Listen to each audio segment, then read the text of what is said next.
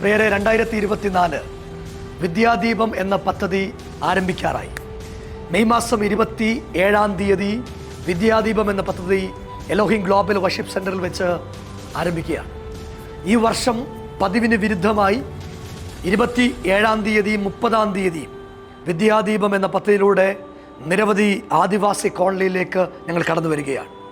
കൊക്കാത്തോട്, അടിച്ചുപുഴ, ചൊള്ളനവയൽ, കരികുളം, മഞ്ഞത്തോട്, മൂഴിയാർ എന്നീ ആദിവാസി കോളനിയിലേക്ക്, സമൂഹത്തിൽ മുഖ്യധാരയിലേക്ക് കേരളം 100% സാക്ഷരത എന്ന് പറയുമ്പോഴും ഇപ്പോഴും പേര് ചോദിച്ചാൽ അറിയാത്ത, വയസ്സറിയാത്ത, കാടിനകത്ത് അധിവസിക്കുന്ന നിരവധി ആളുകൾ നമ്മുടെ നടുവിലുണ്ട്.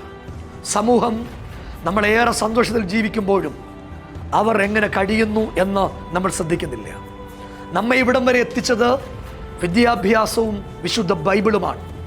മിഷണറിമാർ ഈ കാലത്തിൽ നൽകിത്തന്ന സംഭാവനകൾ ഏറ്റവും വലുതാണ്. വേദപുസ്തകം പറയുന്നു, നിങ്ങളിൽ എളിയവൻ ഒരുത്തന് ചെയ്യുന്നതെല്ലാം ദൈവത്തിന് ചെയ്യുന്നത് പോലെയാകുന്നു.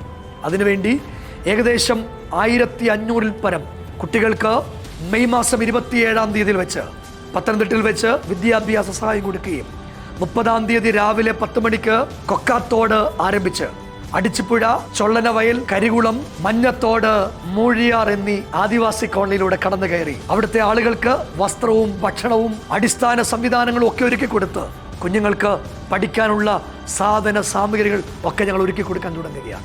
അതിന് ഞങ്ങളെ കഴിഞ്ഞ കാലങ്ങളിൽ സഹായിച്ച, ഞങ്ങളോട് കൂടെ നിന്ന് പ്രാർത്ഥിച്ച എല്ലാവർക്കും ഹൃദയത്തിൻ്റെ ഭാഷയിൽ നന്ദി പറയുന്നു. നിങ്ങൾ ഈ വർഷത്തെ ഞങ്ങളുടെ പ്രോഗ്രാമിലും സഹായിക്കുകയും പ്രാർത്ഥിക്കുകയും ചെയ്യും എന്ന ഉറച്ച വിശ്വാസത്തോടെ ഞങ്ങൾ ആരംഭിക്കുന്നു വിദ്യാദീപം എന്ന പദ്ധതി. നമുക്ക് ഒരുമിച്ച് കൈകോർക്കാം. ദൈവം നമ്മെ എല്ലാം സഹായിക്കട്ടെ.